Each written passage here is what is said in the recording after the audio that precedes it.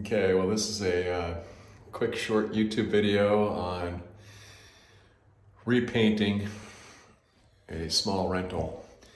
And as you can probably see behind me here, it's got this pink latex and it's a semi-gloss. And we're going to be actually painting it with actually a gray semi-gloss. And so I just wanted to kind of show you the techniques here of cutting in on the edges using a cut-in brush, which is actually what I'm using here. It's actually a Worcester angled brush, and it's turned out to be a really efficient brush. It holds the paint well. It's got a little grip here on the handle, and the 3-inch brush portion itself flows really well. Got great control. And you can just load it up. Okay, I just realized that the last, or actually the previous section of video that I shot did not show the cut-in very well because I was trying to film and paint at the same time. So therefore I'm going to go ahead and correct that situation by showing you right now how this is done. Okay, so I'm back and I'm going to demonstrate how to cut in.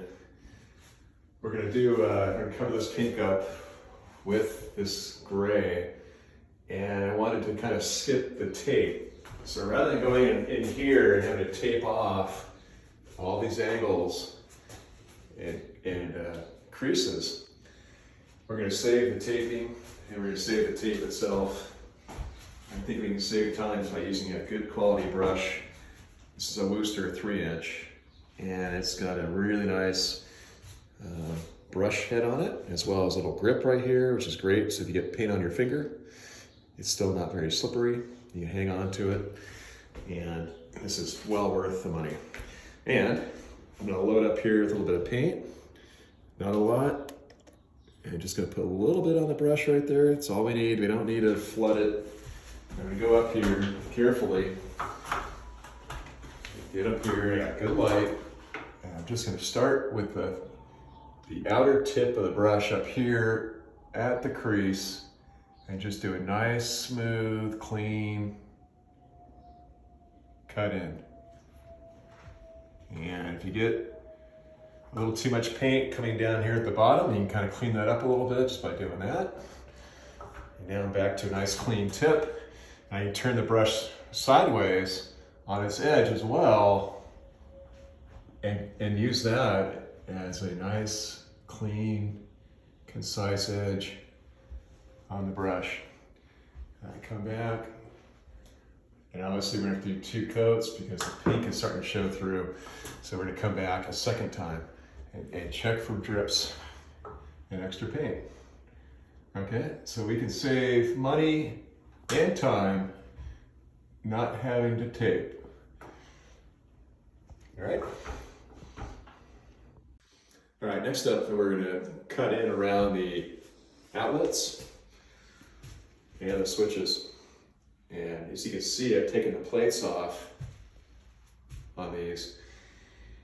It makes it a lot easier. It takes about 10 seconds. It's a couple screws, pull the plates, and you've got a lot easier access. You get a lot closer to where the outlet is. So the same thing, don't use a lot of paint.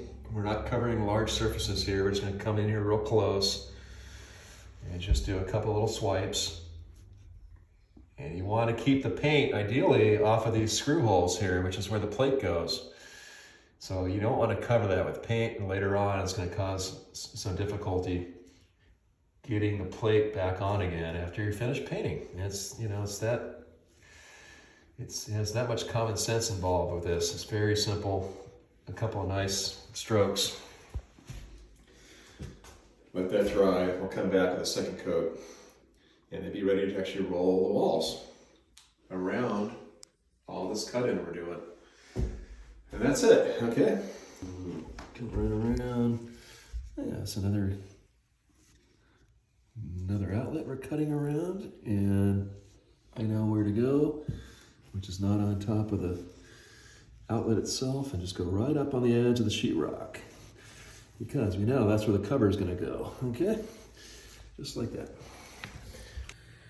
Okay, well, that section of the video was about cutting in on the corners.